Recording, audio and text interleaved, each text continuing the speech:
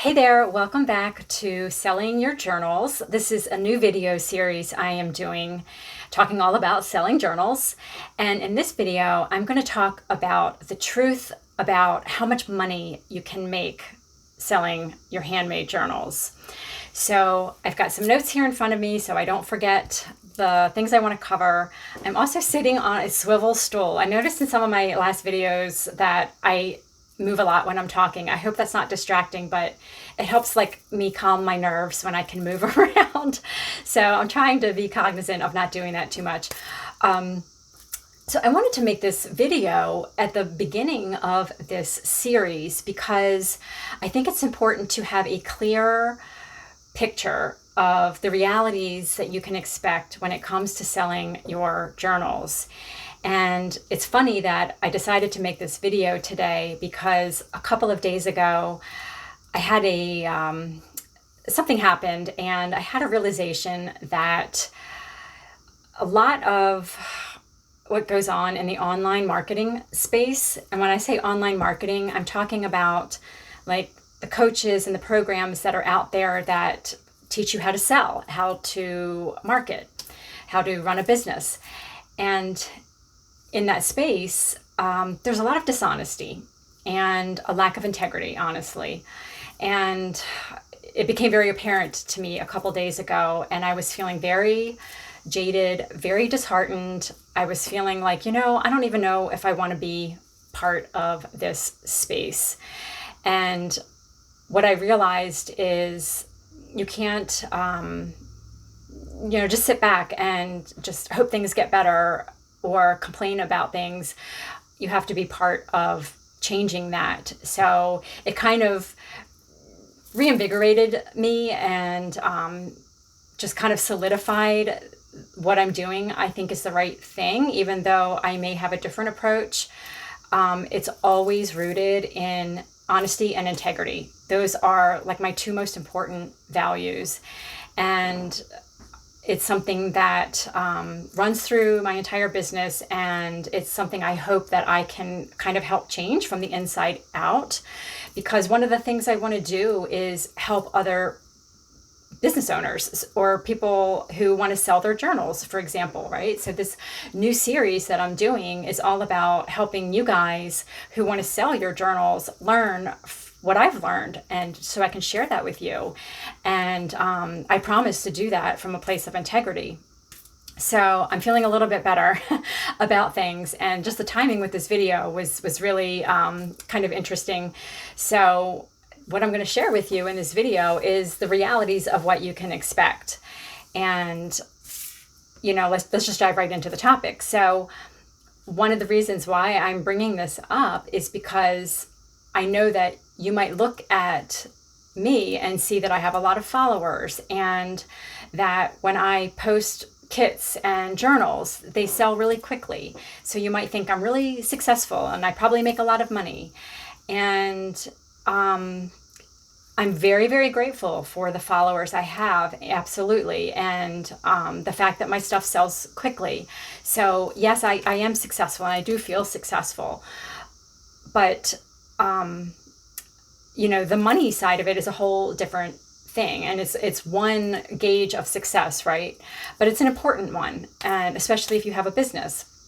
And I don't make that much money, and I'm going to share with you exactly what I made last year and how many hours a week that I worked. So again, you have this, true idea of what you can expect. So last year I made $33,000 in revenue. So when you hear people online talking about how much they make, you'll often hear them use that word revenue. So they'll say, I made $100,000 in revenue last year. So revenue is like the top line of money. That is all based on sales. So that's just all the money that has come into your business. That's revenue. And you pay for everything in your business, all of your expenses and your costs from that revenue. So after you take off the expenses and the costs, the money that you're left with is really what you've made, and it's usually quite a bit less than what your revenue was. So last year, for example, I made $33,000 in revenue, and I kept about $19,000 of that. Now, when I say I kept that, from that money, I had to pay taxes. So I paid about $5,000 in taxes. So really what I made last year was $14,000. That's the money that I was able to put in the bank. And that's like my paycheck. So $14,000. And I worked about 50 to 60 hours a week. So, you know, that is not really a whole lot for that amount of time. So I hope that gives you kind of like a little snapshot of one person's experience, right? So that's just my experience, and I could have made more. A lot of it has to do with focus and discipline.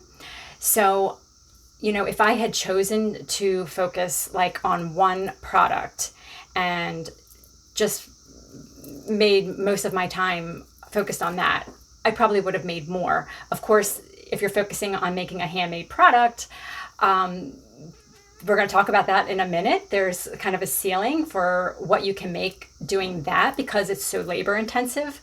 But I also, in my particular case, I wanted to explore some other avenues of income, like different streams of income. So I spent a lot of time working on other things besides making handmade products. So like in my Etsy shop, I added journaling supplies. I started a YouTube channel. I think I started that maybe 2 years ago. And I opened a Facebook group and I created an online course. So all of those things took time away from making. And some of those things weren't things that directly bring money into my business. So when you do things like a YouTube channel, you really can't count that as revenue. It takes a long time to build up any kind of money coming in from YouTube ads. So I don't even count that because it's so small.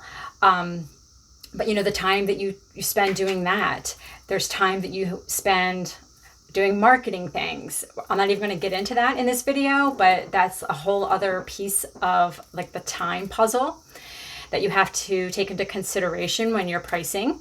And I'll do another video on that too, on pricing, because that's a whole other subject.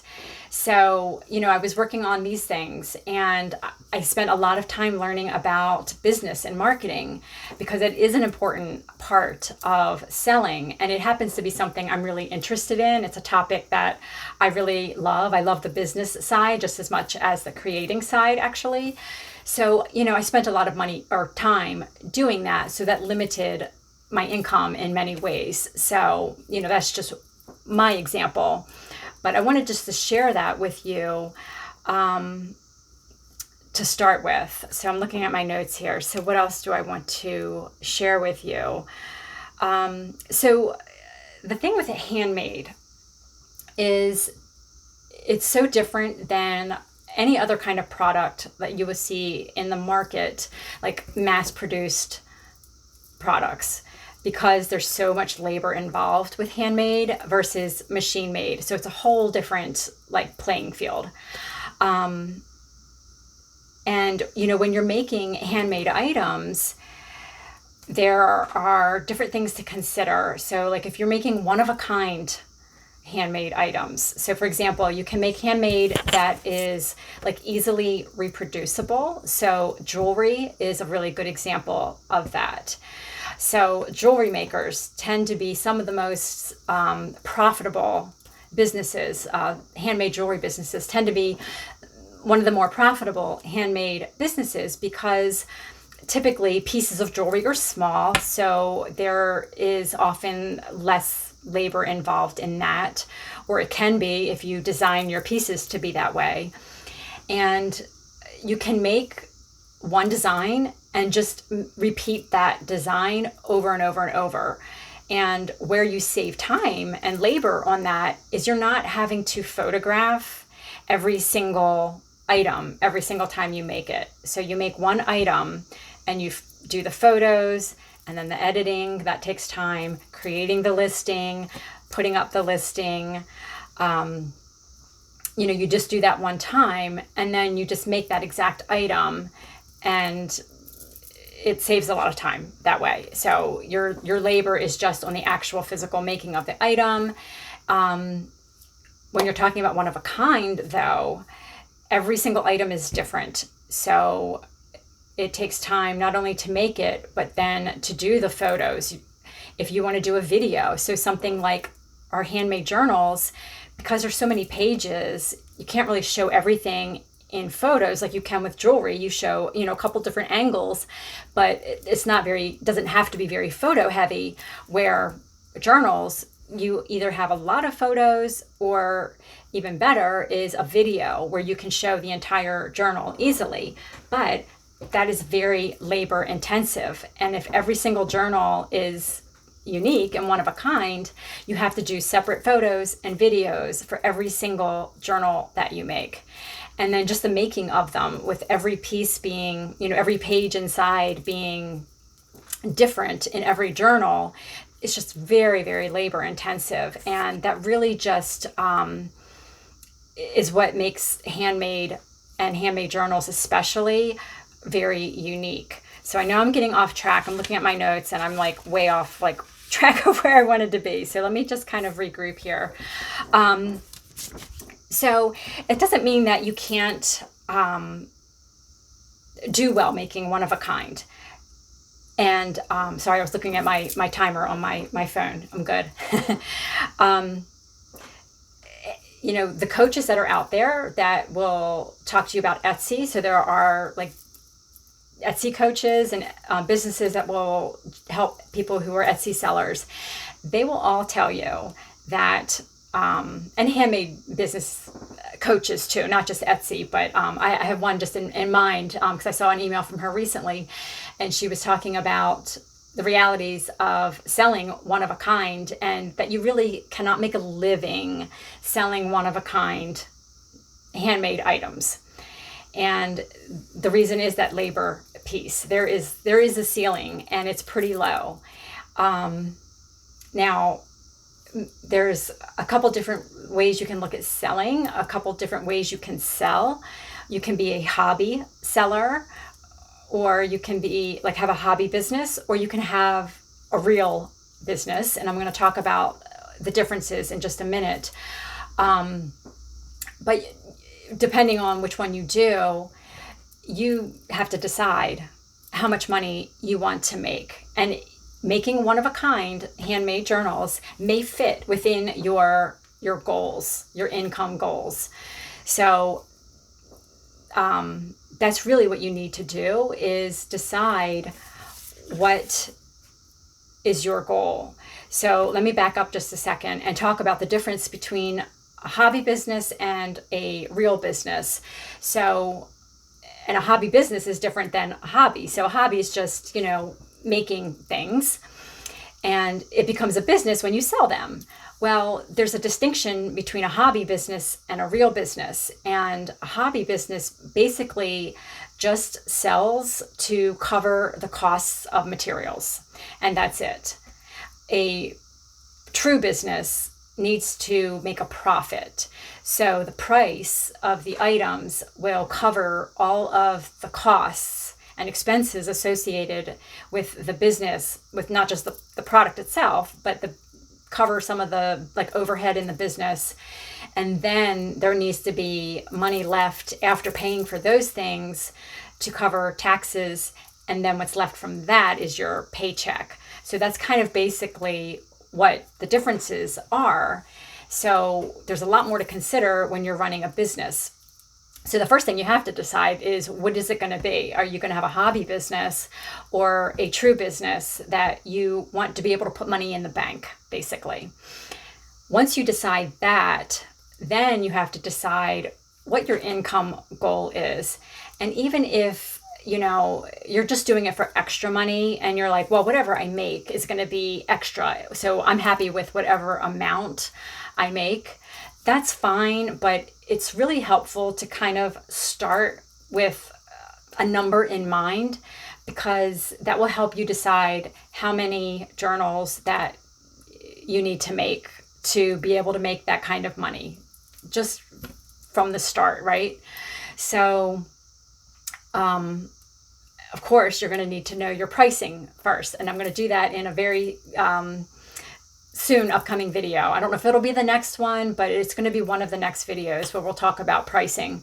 But you have to figure out your pricing and your costs and all of that and what you're going to be left with. And then how much of that do you want to have in the bank at the end of every month?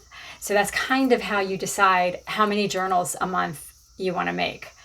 Now, the thing with that is, if you haven't done this before, if you've only made journals kind of like here and there for yourself or for gifts, you may not realize what it's like to make journals with the goal of selling them. So there's a couple of things. One is when you start making them in like larger quantities, I think people don't realize how much creative energy it takes to do that.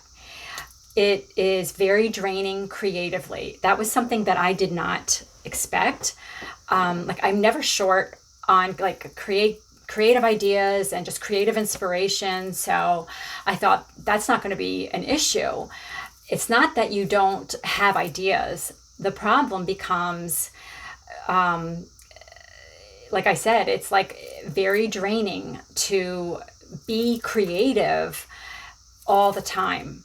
You're like, your brain needs space. It's just like exercising, right? Like if you exercise your body, you can't exercise, well, maybe some people can, but you can't exercise, I was going to say, like 2 hours every single day, 7 days a week, right? Your body will become exhausted. And the same thing happens when you're working creatively. There becomes a point where your like brain actually becomes exhausted, and it's just like a mentally draining to create like that on a regular basis. So, I know when I started out, I was thinking to myself on paper when I said, okay, I know how many hours it takes me to make journals. So I can make X number of journals every month. So I could probably make X number of dollars, right? Well, I got into it and I realized very quickly that making that many handmade, one-of-a-kind journals was mentally exhausting, and it was too much. So that's another kind of reason why one-of-a-kind handmade is very difficult to, have a whole business around, unless, you are okay with making a smaller amount of money. Or there's other things that you can do, like making your items simpler. So you can still make one-of-a-kind journals, but maybe they aren't like your bread and butter items. Like if you have an Etsy shop, for example, you may want to have simpler items that are sold on a more regular basis, and just have the one-of-a-kind, more expensive, more detailed, more labor-intensive items that you sell just occasionally, maybe 1 or 2 a month. There's so many different factors. It depends on your style, what you like to do, again, what your goals are. So I can't really put a dollar amount on like, here's how much you can realistically make a month, because it varies. There's so many different factors. I would say the simple, like kind of rule of thumb is the more money you want to make or feel like you have to make, the simpler you're going to have to make your business, your items, and that sort of thing, so you can make more. So I feel like there's so much more that I can say about this, but I think I might just kind of leave this here and have this be some food for thought for you guys if you are thinking about selling. So based on what I've shared, I would love to hear from you. If you're interested in selling, and I'm guessing you probably are if you're watching this, do you think that you are more in the hobby selling kind of camp where you really just want to cover the costs of your materials? Or were you thinking about making some money so that you can, contribute to your family's, income, pay bills, save for vacations, have extra spending money, whatever it is? And that would be like setting up a business, whether you just sell through Instagram or Etsy or an online website. And I'll talk more about that. I did cover some of that in the first video, like the different options of where you can sell, but I'll be talking more about that too. So let me know what you're thinking about that. Are you surprised at what I shared about what I made last year and like how many hours a week I work? And that's something else you need to take into consideration when you're coming up with your income goals. How many hours a week do you want to work? You may only have so many hours a week available to yourself to work. Maybe you have another job or you have other commitments. This is my full-time job, and I am trying to create, a bigger business around what I do. Besides just having like an Etsy shop, I could, and I've considered many, many times, scaling back and just focusing on just having an Etsy shop. Letting go of YouTube and, doing online courses and all of those other extra things, or maybe letting go of my shop and just focusing on online courses. There's so many different things you can do to create a business around your art. So it really depends on what your goals are, what you want to experience, and again, how much time you want to devote to it, and kind of what your income needs are. So I would love to hear your thoughts on all of that. And if you have any questions, let me know. And I may even do a follow-up video to answer questions if I get a lot of questions. But I think I will just leave that there. And I look forward to hearing your thoughts on this video, and whatever you want to share about this topic would be awesome. So I will be looking for your comments. Thank you guys so much for joining me. And I will have another video probably 2 weeks. I think I'm doing these every 2 weeks. That's my plan right now. So thank you, and I will see you really soon. Bye now.